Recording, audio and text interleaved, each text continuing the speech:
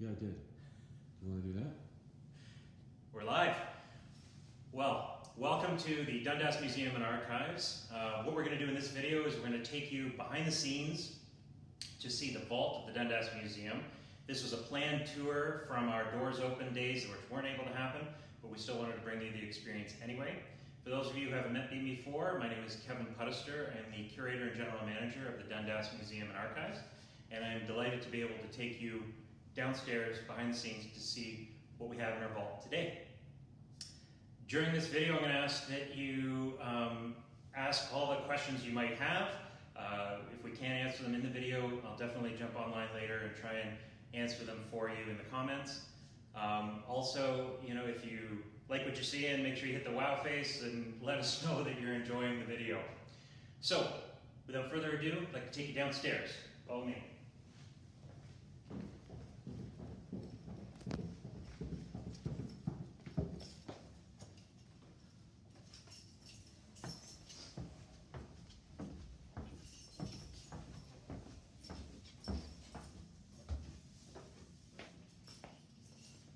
Okay.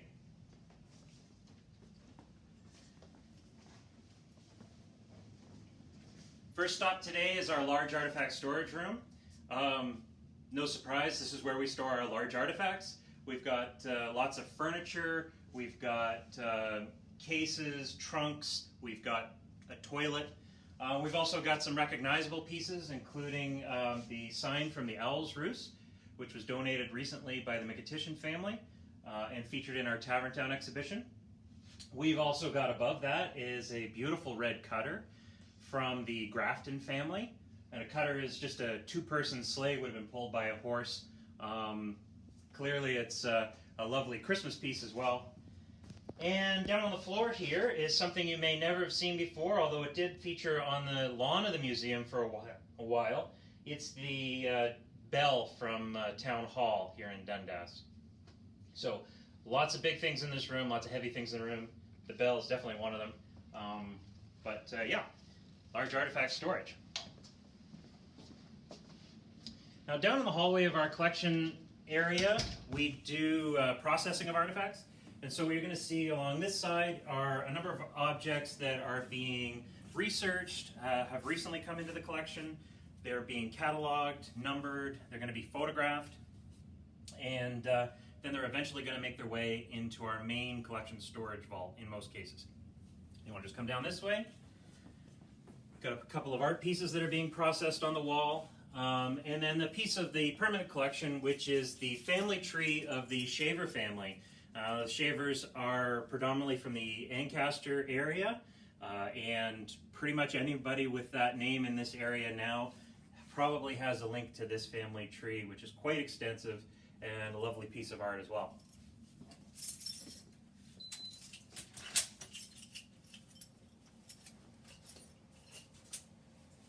Now follow me in. Over here. So this is our largest collection storage space. We call it the vault. We are now below the feature gallery in the museum. So if you were able to come in and see our 1920s exhibition, that's directly above our heads. One of the things they say about museum collections is that they are like icebergs, and that only just the small percentage shows above the water. This is literally true right now, where the bulk of the collection is always below the main floor here in our collection storage vault. You can have a look down the hall. This is a 55 by 25 foot room, just under 1,400 square feet. We have what are called carriages. We have 10 carriages that have been installed. Originally we had static shelving, which is rigid. You have iron shelves and very, very little flexibility for the collection. Thanks to the Ontario Trillium Foundation, as well as the Dundas Lioness Club, we were able to install these in 2011. We put in 9 initially into the system, and it's expandable, where you'll see the rail goes straight through the entire room. It runs on 4 rails and steel wheels, just like a train, essentially. But what this allows us to do is store the collection in a compact fashion, and also a lot safer. You're not worrying about people walking down aisles and brushing against things and overpacking shelving. Down this section is our textile storage, our clothing artifacts, among which a number are a little more modern and made of more robust material and can actually hang on hangers. This piece is of particular note. It's a Dundas Fire Department jacket, dress jacket that was worn by Hugh Walker. Let us know if you remember or have heard of Hugh Walker. He was famous for his hardware store in town for many decades. The other interesting thing about this jacket is actually tailored by Grafton's.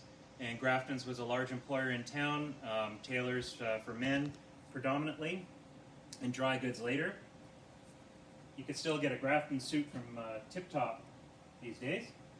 Another piece to draw your attention to is this lovely Usher's jacket, which is originally from the Roxy Theater, which is now the Hop Urban Market or Horn of Plenty.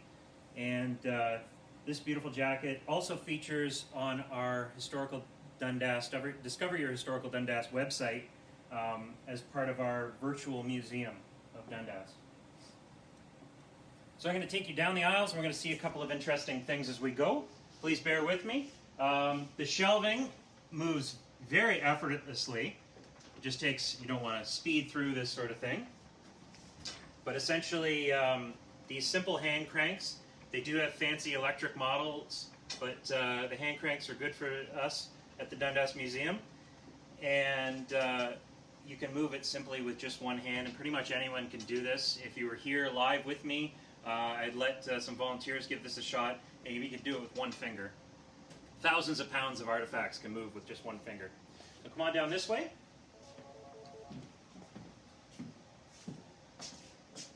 A couple of interesting things to see down here is a pair of skates. These are actually the first item accessioned into the collection in 1942. The museum's collection starts a number of years before the museum actually opened in 1956, and these skates were the first pieces that were cataloged in the collection. 1942-1. A couple of other things you'll see here is a horseshoe that was found along the Desjardins Canal. Probably came in on one of the early cargo ships. And this fun piece, which is a great what's it if we were doing trivia. It is definitely a hat, but it's a rather unusual hat. Done up in the Dundas blue and gold. This is actually a hat for a horse, which featured in a parade, and the horse was owned and ridden by Tom Folks, who was a local riding instructor and kept horses in town from the 1930s on for a couple of decades. Pretty unique piece, to say the least. You can see a lot of things in here are stored in groupings. The museum uses a classification system called nomenclature, which groups things by their original intended purpose. You'll see all of our carpentry things there, the wood planes and whatnot, all stored together. Makes finding things easier, makes storage easier as well. And along the back wall, we've got our collection of frame pieces. A lot of these things are fairly stable artworks, and they can be stored on the 55 feet of wall that we have at the back, and the system moves in front of them safely to keep them safe there on the back wall. And we'll just back out here.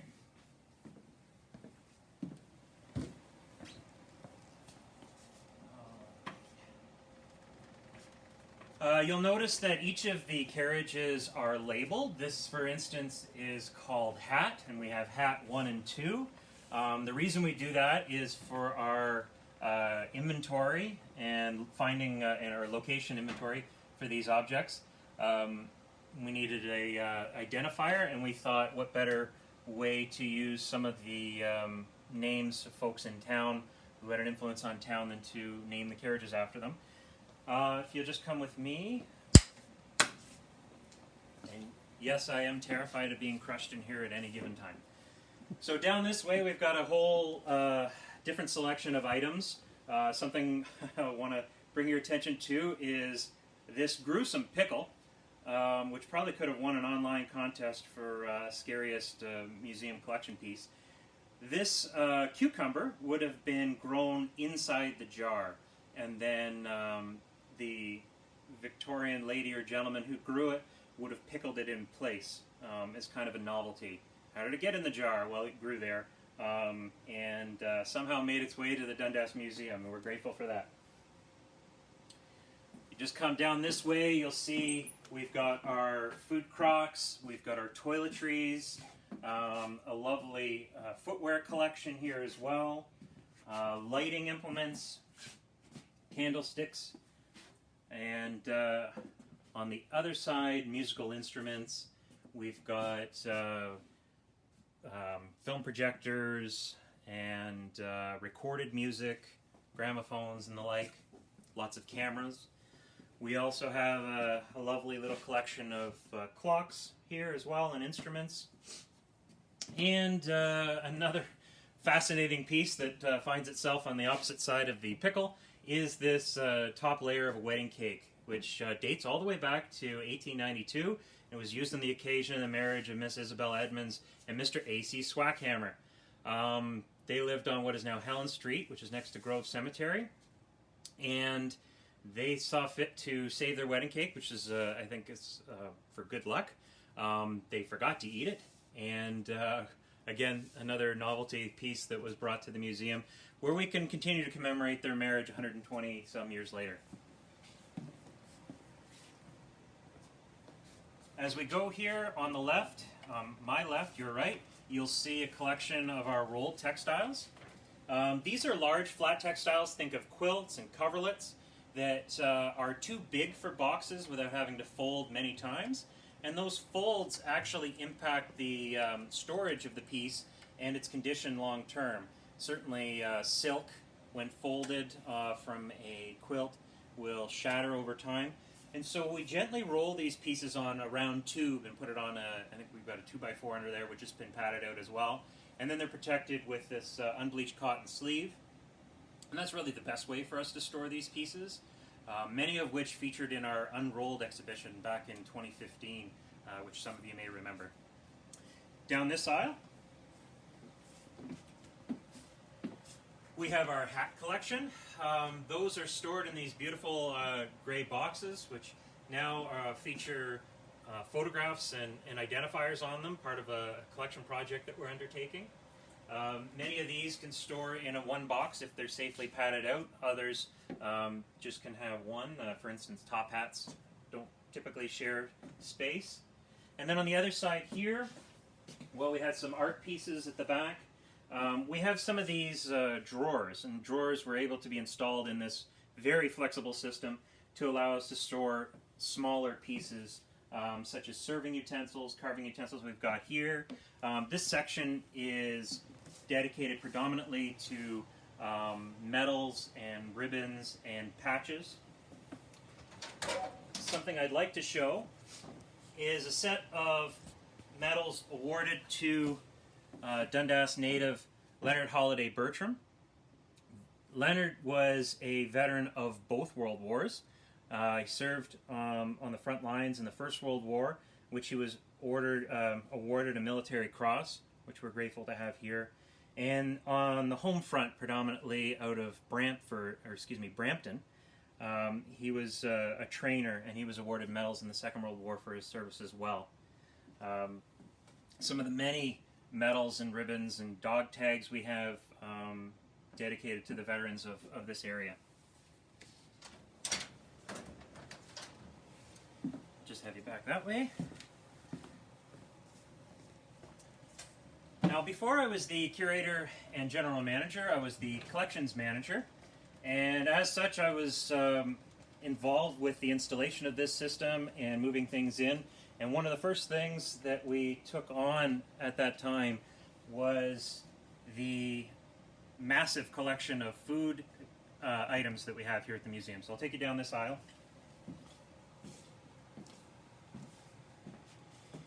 So on my right, your left, is what we would call food processing and preparation equipment. And this is anything from toasters to bowls to pans to pots to coffee grinders and sausage stuffers. We also have a wide array of milk bottles from the local dairies and food storage containers from the local grocers and private individuals. On the other side is our collection of food service tools and equipment, which is a very clinical term for the stuff that shows up on the dining room table. And we have a lovely collection of china that represents kind of the high Victorian Dundas. We've got your egg cups and your cruet sets, and hundreds of teacups and saucers, as well as coffee pots, teapots, milk and cream and sugar bowls, you name it. We can dress the table quite lovely here at the Dundas Museum. And again, something that you might not be able to hear over your speakers is that thousands and thousands of pounds of china are moving effortlessly without any chipping or breaking. This is something that this system excels at and always makes me smile. I'll just take you down this way. We also utilize large flat cabinets. These are our map cabinets. And this is really great for both the 3D artifact collection, some of the smaller pieces, but also some of our large archival artifacts. I'll draw your attention to this drawer here, which has a lovely panorama of turn-of-the-century Dundas by Forsyth. And this was taken from the top of the Hogsback. Let us know in the comments if you remember playing on the Hogsback. It was cut into at a point to build the subdivision on Ormerod Close, but there's still a really great view of town from up there, and this is certainly the height of industrial Dundas that you're seeing in this image.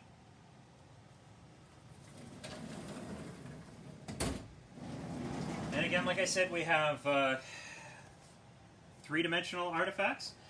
These ribbons, many of which are from the Bertram Company picnic, would have been worn not only by picnic goers, but the organizers of the picnic.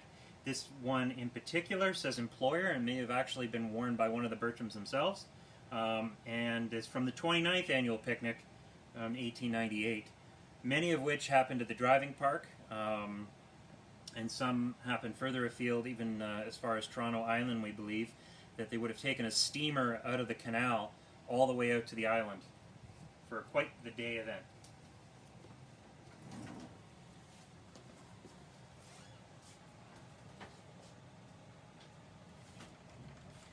I'm just going to roll a couple more shelves here.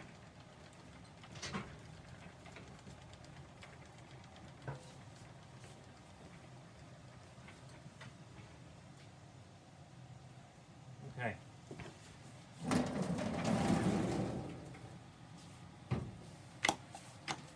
Now down this way is the bulk of our archival collection. We have thousands and thousands of pieces of paper, anything from letters to diaries to billheads to company papers to private papers. We have an antiquarian book collection. We have all sorts of things, posters, postcards, and a fantastic photograph collection and glass negative collection, much of which is stored in Hollinger boxes, such as these gray boxes here. And then on the other side is a very significant collection to us. This carriage is dedicated to the collection of the former town of Dundas. The Dundas Museum, as many of you may know or may not know, are the stewards and caretakers of the collection of the former town of Dundas. All became property of the city of Hamilton, but the museum and archives are able to make it accessible to the public for research. Certainly lots of great information here if you're researching your homes. Just take you down the back side of the aisle as well. We still need to label this one, but it'll be called Town of Dundas fittingly enough.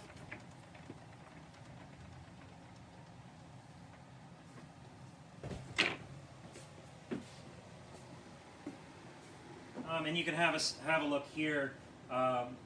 hundreds of books. These are assessment rolls through the years. So when people were paying taxes to the city for their properties, all those records are kept here. And we're able to make that information accessible to the public by appointment right now, but more and more of this collection, certainly finding aids for this collection, information about it, will be available online in the very near future through our new digital portal, which will be launched shortly, our online collections database. So that's it for the tour from here, live from the vault of the Dundas Museum. I guess there's time for a couple of questions if people have any. I'm not sure how this platform is going to work for that. Do we have some questions? Yeah, there's quite a few, but I'm not sure how to get to them. Okay. Wow. We've got lots of great questions. I would encourage you to continue to ask them after the fact, even if this video isn't live. We love to hear what you have to say, and it's a delight to be able to share this space with you. This is not a public space, and this is a fun way to bring it to you. Is the video available later? Yes, the video will be recorded and is being recorded, and it'll be up on our feed later for viewing. Somebody wanted to know the names on the portraits. Names on the portraits. Way back. Way back. I'll go through the video later. A couple of folks, we have no idea who they might be, and probably need to do a little bit more research on those individuals. Some that we do know are Fred Latshaw. It was a black and white charcoal sketch of he and his father. Fred Latshaw was an undertaker and cabinet maker in town. He was also a fairly prominent member of the local Masons.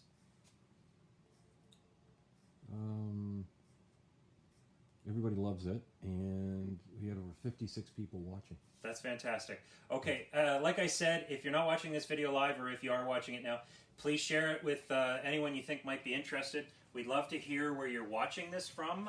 This is not obviously just Dundas folks who are going to be interested in this collection, or perhaps Dundas expatriates want to see the collection of their community museum.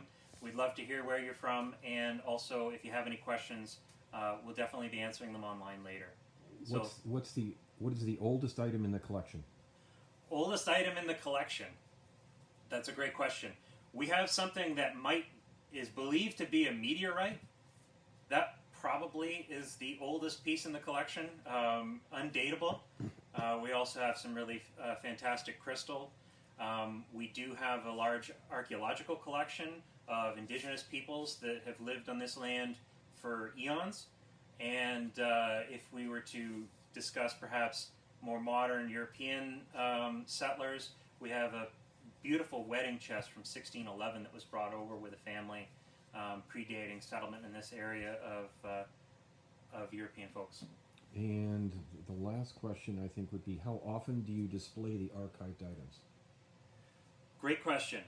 So we, in a typical year, would have 3 exhibitions in our feature gallery. We always have a permanent exhibition, which we like to rotate objects into. But the feature exhibitions are really where this collection gets to shine. Our collection folks and our exhibition folks get together and look at different parts of the collection that we can highlight in an exhibition. The one that we have on right now on the 1920s really brought everything from that decade to represent the decade here in Dundas, brought it up on display. Hope to be able to share that with you further in future videos. But really that's why it's here. It's here to be shared. It's also here to be cared for. That's why it's down here, but we like to get it upstairs as much as possible. Somebody watching from England. Excellent. Scumpsthorpe, England, and Maryland, USA, and locally West Flamborough, Stony Creek, Burlington, Hamilton, Toronto. Very good. Yeah. Well, hello to you all, and thanks so much for joining us. Hope to see you again soon. Bye for now.